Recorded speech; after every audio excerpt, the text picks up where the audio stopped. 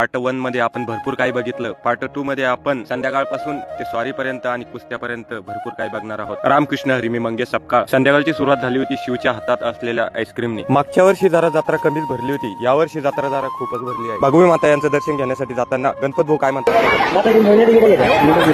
आपण संध्याकाळी आलो होतो त्यावेळेस गर्दी कमी होती, गर्दी आता वाढतच चालली होती. शिव आकाश मी दर्शन करून घेतलं. ही तर गर्दीची सुरुवात आहे बरं का. संध्याकाळच्या टायमाला खूप गर्दी असेल. भगवी माता यांची देवीची सॉरी ज्यांच्या अंगामध्ये येते ना, ती विजय सोनवणे यांचं दर्शन करून घेतलं. नंतर आपण सेल्फी काढून घेतली. मंगेश काका असा आवाज येत होता, पण कुठून येत होता तेच कळेना. मग नजर गेली पाळण्यावरती, तर बघितलं राधिका, श्रुती आणि प्रिया हे पाळणे खेळत होते. आणि दुसऱ्या बाजूला शिव बसलेला होता गाडीमध्ये. सकाळी पण गाडीत आणि आता पण गाडीतच बसला. ज्यावेळेस बी गाडीत बसतो ना त्यावेळेस एकटाच गाडीमध्ये बसतो. नंतर घरच्या मुलांचा फोटो काढून घेतला. आपण पण फोटो द्यावं म्हणून सेल्फी काढून घेतली. दुसऱ्या बाजूला लखन सेट घेत होते शौर्यवीरला गाडी. मग काय भेटले ना आपले पाराकडे 2-4 फॅन आणि म्हणायला लागले काढा ना आमचा पण व्हिडिओ. शिव लागलाय रडायला आता थार गाडी घ्यायची म्हणून. मी त्याला भरपूर गाड्या दाखवल्या पण त्याला एक पण पसंत पडत नव्हती. आमच्या शिवला असं वाटत होतं काय काय घेऊ रे भाऊ जत्रामध्ये. उभा असताना माझी नजर कळसावर गेली आणि म्हटलं आपण भगव्या झेंड्याची शूटिंग करूया. नंतर गणेश राजगुरू यांच्या घरी आलो तर तिथे बनवायचं चालू होतं मशासूर पण असा तसा नाही, यावेळी जरा डेंजरस बनवला. पुढे आलो तर हे भाऊ म्हणे मंगेश दादा आमची शूटिंग घेतच नाही तुम्ही. गणेश राजगुरू यांच्या ठिकाणी जो मशासूर बनवण्यात आला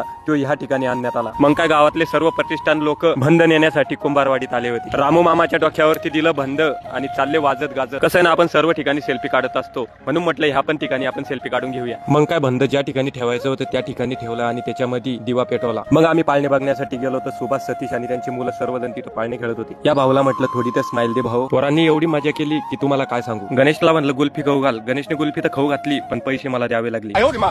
घरी आलो तर अनु कोणत्या विचारामध्ये पडली होती हेच मला कळत नाही. दुसऱ्या बाजूला अमरचं लक्ष पूर्णपणे मोबाईल मध्ये होतं. पोत घेण्यासाठी बाहेर आलो तर टेलर म्हणाले नाना पोत घेऊन गेली. रात्रीचे 8 वाजले होते. इथं पण तेच झालं. योगेशला म्हटलं रसपाजला पण पैसे मलाच भरावं लागले. आता वाजले होते 9:30 ते 10. सुरुवात झाली आता तेल वाहिनीची. भागुबाई माता छोट्या भागुबाई पासून तर मोठ्या भागुबाईच्या मंदिरापर्यंत तेल नेण्यात येतं आणि त्या भंद्यामध्ये टाकण्यात. हा पण व्हिडिओ खूप मोठा होत आहे. पार्ट 3 मध्ये आपण शेवट करणार आहोत म्हणून लाईक फॉलो करून घ्या. रामकृष्ण हरी.